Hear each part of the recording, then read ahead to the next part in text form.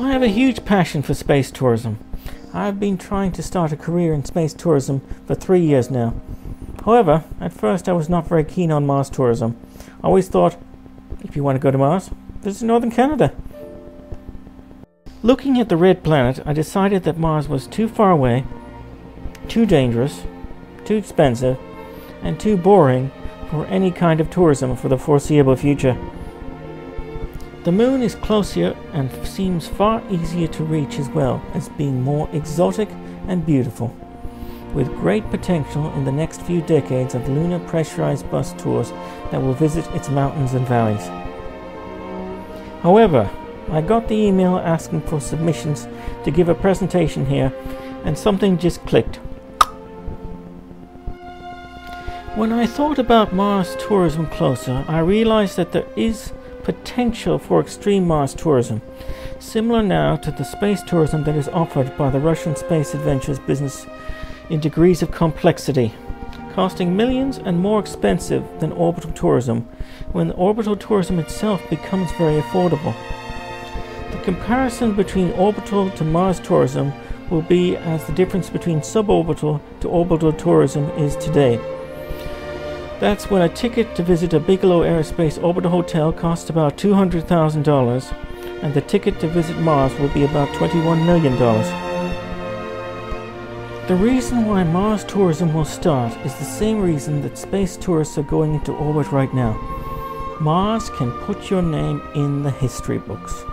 If you are one of the first space tourists to visit Mars, you will be remembered for the rest of time as a pioneer of the human species.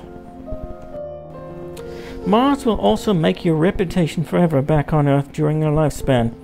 Who knew about Dennis Tito before he visited the Mir space station and became the first space tourist? You will be a celebrity of humankind for the rest of time. On top of all that, visiting Mars will be a lot of fun during the whole trip there and back. Some people are crazy about the red planet even now. Just look at the Mars Society and the people who are visiting its conventions. Mars has a very important place in modern human culture. As soon as Martian tourism is technically possible, it will happen.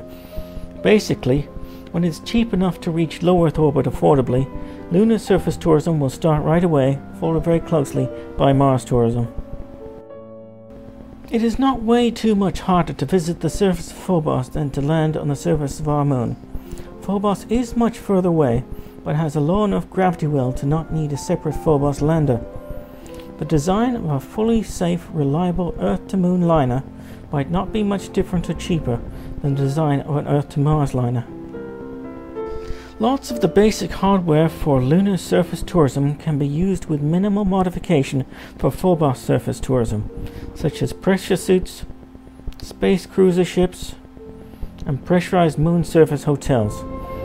Almost everything you can think of. The first commercial visits will be flyby tours zipping past Mars, next tours that can go into orbit around Mars and visit its moon Phobos. I found Phobos, upon closer examination, to be almost as exotic as our moon, with a massive crater and small exotic surface features. Standing at the edge of the crater Stickney would be the equivalent of standing at the edge of some of the highest Martian canyons.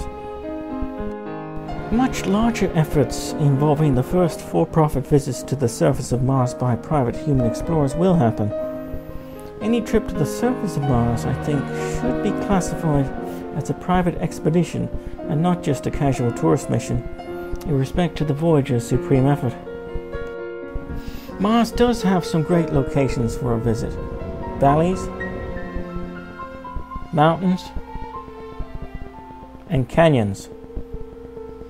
But anyone who makes the Herculean effort to land on the surface won't want to be thought of as a tourist, as they can be on our moon or visiting Phobos. They will want to be thought of as a 21st century Christopher Columbus or Admiral Richard E. Bard. I guess the very first Phobos tourists will want to be thought of as explorers as well, but Phobos, due to its size, does not need much exploring. A flyby of Mars without a stop would be traveling at a very high speed, but not as fast relative to the red planet as you might think, at 7.35 kilometers per second. That would give about a day of exceptionally detailed naked-eye views of Mars. The journey to and from Mars itself would be a huge part of the experience also. Extended visits to Mars, including going into orbit and landing on Phobos, would probably be the most popular. Landing on the surface of Phobos is not nearly as great a challenge as going to the planet's surface itself, and half the experience of visiting Phobos would be looking down at the red planet from the closely orbiting Martian moon. Also, of course, if we're lucky, there is a serious possibility that there are vast quantities of ice on Phobos, excellent for fuel production, with a refinery and a pressurized hotel in place. Phobos is an extremely exotic location and safer than you might think, since the gravity well is significant enough that you can't jump off the moon. Though, if you jump too hard, it could be a quarter of an hour before you land back down, so you have to tread carefully. No moon orbits closer than Phobos to its host planet, and the location would offer an enormous view of the red planet that should be even more exciting than going down to a safe location on the surface of Mars for many tourists, though not as prestigious historically and socially. The Mars surface, while often being a lot less interesting than the surface of the Earth or the Moon, does have some exceptional visiting locations, mostly near the very large valleys. On top of that, Mars might have an incredible feeling of being in an entirely new world, like visiting another dimension or traveling to some kind of fantasy land. Technology for computer-generated virtual reality tours to interplanetary locations on Earth will get far more advanced as well, but it will just never feel the same because of things like low gravity and social prestige, qualities that you can't fully simulate with any kind of computer game. But as I have said, anyone who puts enough effort for a visit to the gravity well of Mars will want to have a meaningful visit and not just be called a tourist, but an explorer, who didn't just go for the view, but for science and humanity as well.